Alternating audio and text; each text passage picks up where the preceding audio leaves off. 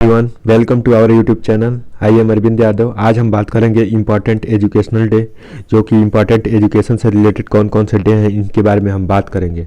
और हम उन सभी डे को बात करेंगे जब जब एजुकेशनल रिफॉर्म हुए हैं। तो आइए शुरू करते हैं वीडियो को। तो पहला हम शुरू करते हैं इम्पॉर्टेंट एजुकेशनल कमीशन। तो वुड्स आयोग 1854 में आया था और वुड्स डिस्पैच ला यानी वुड्स एजुकेशन रिफॉर्म के लिए पहला ला आया था। उसके बाद लॉर्ड मैकाले एजुकेशन जो कमीशन बने थे उनके बारे में बात करते हैं। तो लॉर्ड मैकाले 1835 में आया था। तो लॉर्ड मैकाले के बारे में बात करते हैं तो उस समय लॉर्ड लॉर्ड बेंटिक्ट उस समय भारत के वायसराय थे और उस समय 1835 में लॉर्ड मैकाले आयोग आया था। उसके बाद कोठारी आयोग आया था 1964 से 1966 के बीच में।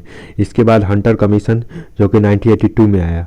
उसके बाद एनसीईआरटी 1961 में इस गठन का आयोजन हुआ। उसके बाद एससीईआरटी का गठन 1981 में हुआ। इसके बाद हम देखते हैं कि बेसिक शिक्षा परिषद 1972 में आया। उसके बाद राष्ट्रीय शिक्षा नीति 1986 में आया। उसके बाद हम राष्ट्रीय शिक्षा माध्यमिक संघ जो कि 1986 और 87 में आया। उसके बाद ऑपरेशन ब्लैक बोर्ड 1987 से 1988 के बीच में आया। इसके बाद शिक्षा के जो एजुकेशनल कमीशन थे ब्लैक बोर्ड 1987 में आया। उसके बाद मिड डे मील 1995 में आया। उसके बाद स्कूल चलो अभियान 1995 और 1996 में आया। उसके बाद हम शुरू करते हैं सर्व शिक्षा अभियान। तो सर्व शिक्षा अभियान 2000 और 2001 में शुरू हुआ। उसके बाद निःशुल्क और अनिवार्य शिक्षा 2009 में शुरू हुआ। उसके बाद कस्तूरबा गांधी बालिका योजना की शुरुआत 2004 में हुई। राष्ट्रीय पाठ्यचर्या रूपरेखा एनसीएफ जो कि 2005 में यूपी में और 2011 में ये लागू हुआ। उसके बाद शिक्षा अधिकार अधिनियम 2009 में लागू हुआ 1 अप्रैल को। इसके बाद इंदिरा गांधी मुक्त विश्वविद्यालय 1985 दिल्ली में लागू हुआ। उसके बाद राज्य शिक्षा संस्थान 1964 में इलाहाबाद में लागू हुआ। उसके बाद सर्वपल्ली आयोग जो कि आया था 1948 में। तो इस तरह से बहुत सारे कमीशन आए जैसे बोर्ड्स आयोग, हंटर कमीशन, कोठारी आयोग। उसके अलावा सर्व शिक्षा अभियान जो 2001 में, निःशुल्क अनिवार्य शिक्षा 2002 में। तो इस तरह से अलग अलग कमीशन आए। तो आइए बात करते हैं सब में के डिटेल में इनके बारे में। तो उसके अलावा हम बात करते हैं कि जो इम्पोर्टेंट डे हैं उनके बारे में बात करेंगे। जैसे कि कुछ इम्पोर्टेंट डे जैसे 9 जनवरी को प्रवासी दिवस मनाया जाता है, ठीक। उसके बाद 10 जनवरी को हिंदी दिवस मनाया जाता है। उसके बाद 10 जनवरी को विश्व हास्य दिवस भी मनाया जाता है। उसके बाद 12 जनवरी को हम मनाते हैं राष्ट्रीय युवा दिवस। स्वामी विवेकानंद की जयंती पर हम राष्ट्रीय युवा दिवस के रूप में मनाते हैं।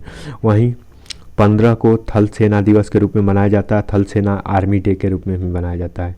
उसके बाद 23 जनवरी को हम मनाते हैं राष्ट्रीय पराक्रम दिवस। और पराक्रम दिवस क्यों मनाए जाते हैं? सुभाष चंद्र बोस की जयंती पर पराक्रम दिवस के रूप में 23 जनवरी को मनाया जाता है। उसके बाद 24 जनवरी को राष्ट्रीय बालिका दिवस के रूप में मनाया जाता है। और उसके बाद हम 25 जनवरी को राष्ट्रीय मतदाता दिवस के रूप में यानी नेशनल वोटर डे के रूप में राष्ट्रीय मतदाता दिवस 25 जनवरी को मनाया जाता है। उसके बाद हम 26 जनवरी को गणतंत्र दिवस के रूप में मनाते हैं। और 26 जनवरी को इंटरनेशनल कस्टम डे के रूप में भी मनाया जाता है, ठीक। तो उसके बाद 30 जनवरी को शहीद दिवस और कुष्ठ रोग दिवस के रूप में मनाया जाता है। उसके बाद 2 फरवरी को रामसर साइट जो बना था तो आर्द्र भूमि दिवस के रूप में मनाया जाता है। उसके बाद 4 फरवरी को हम विश्व कैंसर दिवस के रूप में मनाते हैं। इसके बाद हम 20 फरवरी को विश्व सामाजिक न्याय दिवस 20 फरवरी को विश्व सामाजिक न्याय दिवस के रूप में मनाते हैं। उसके बाद हम 28 फरवरी को हम राष्ट्रीय विज्ञान दिवस यानी नेशनल साइंस डे के रूप में बनाते हैं। नेशनल साइंस डे के रूप में हम 28 फरवरी को सेलिब्रेट करते हैं। उसके बाद हम मार्च में आते हैं और मार्च महीने में 3 जनवरी को विश्व वन्य जीव दिवस के रूप में मनाते हैं। उसके बाद 8 को हम इंटरनेशनल वुमेन डे के रूप में सेलिब्रेट करते हैं।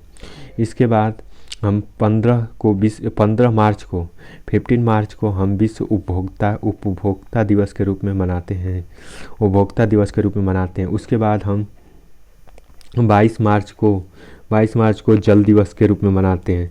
उसके बाद हम 23 मार्च को विश्व मौसम दिवस के रूप में मनाते हैं।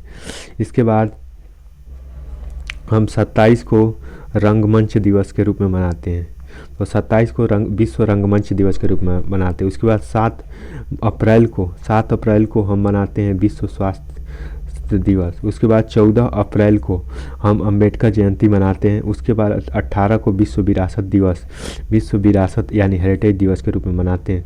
उसके बाद हम 22 अप्रैल को हम पृथ्वी डे यानी अर्थ डे के रूप में सेलिब्रेट करते हैं। उसके बाद 25 अप्रैल को हम विश्व मलेरिया दिवस मनाते हैं, विश्व मलेरिया दिवस मनाते हैं। उसके बाद 26 को विश्व बौद्धिक संपदा दिवस, 26 अप्रैल को विश्व बौद्धिक संपदा दिवस के रूप में मनाते हैं। उसके बाद 1 मई को मजदूर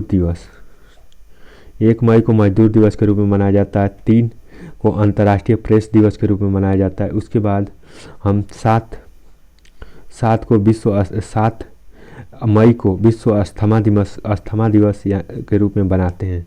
उसके बाद 8 मई को विश्व रेड क्रॉस दिवस मनाया जाता है। उसके बाद हम आते हैं 12 मई को इंटरनेशनल नर्स डे के रूप में सेलिब्रेट करते हैं। उसके बाद 31 को विश्व टबैको डे के रूप में सेलिब्रेट किया जाता है। उसके बाद हम मई के बाद जून महीने में आते हैं और जून में हम मनाते हैं 1 जून को हम मनाते हैं वर्ल्ड मिल्क डे। 1 जून को हम सेलिब्रेट करते हैं वर्ल्ड मिल्क डे। वहीं 3 जून को हम सेलिब्रेट करते हैं 5 जून को विश्व पर्यावरण दिवस यानी विश्व पर्यावरण दिवस के रूप में सेलिब्रेट करते हैं। तो इस तरह से बहुत सारे डे आते हैं और अगली वीडियो में हम कवर करेंगे पूरे डे को डिटेल में। तो thank you so much for watching this video.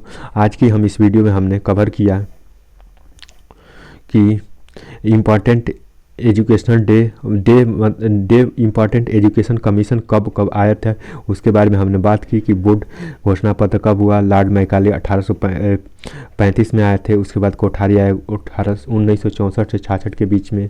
NCERT के बारे में बात की। एससीईआरटी के बाद में बेसिक शिक्षा परिषद 72 में आया था। और ये सारे कमीशन जब आए थे इनके बारे में मिड डे मील, सर्व शिक्षा अभियान जो बहुत ही इंपॉर्टेंट है 2000 में आया था। उसके बाद निःशुल्क अनिवार्य शिक्षा 2009 में आया था। उसके बाद एजुकेशन के बारे में हम कुछ इम्पॉर्टेंट फैक्ट बात करें तो एजुकेशन संविधान के 21A आर्टिकल में मौलिक अधिकार है। वहीं 11वां फंडामेंटल ड्यूटी है। राज्य की इंसान फंडामेंटल ड्यूटी है जो कि 86 संवैधानिक संशोधन में इसे जोड़ा गया था। उसके अलावा हम अनुच्छेद 45 की बात करें जो DPSP directive principle of state policy directive principle of state policy 45 में 6 से 14 साल के बच्चों को एजुकेशन देना कंपलसरी है। तो एजुकेशन ही एक ऐसा टॉपिक है जो कि DPSP directive principle of state policy, fundamental right और फंडामेंटल ड्यूटी तीनों में आता है। तो तीनों में कहाँ आता है? DPSP में अगर बात करें तो 45 आर्टिकल में 6 से 14 साल के बच्चों के लिए आता है। वहीं फंडामेंटल राइट की बात करें तो फंडामेंटल राइट में 21A आर्टिकल में आता है। उसके अलावा फंडामेंटल ड्यूटी की बात करें तो 11th नंबर की ड्यूटी जो आर्टिकल 51A में 11th नंबर की फंडामेंटल ड्यूटी है वो है एजुकेशन के बारे में और इसको ऐड किया गया था 86 कॉन्स्टिट्यूशनल अमेंडमेंट में। उसके अलावा 51 कॉन्स्टिट्यूशनल अमेंडमेंट कब जोड़ा गया था तो ये 42वें संवैधानिक संशोधन में जोड़ा गया था जो 1976 में हुआ था और उस समय देश की प्रधानमंत्री इंदिरा गांधी थी। तो इस तरह से सुधार हुए थे। तो जितने भी एजुकेशन आयोग बने हैं इसके बारे में हमने डिटेल से जाना और समझा। तो thank you so much for watching this video. Have a nice day.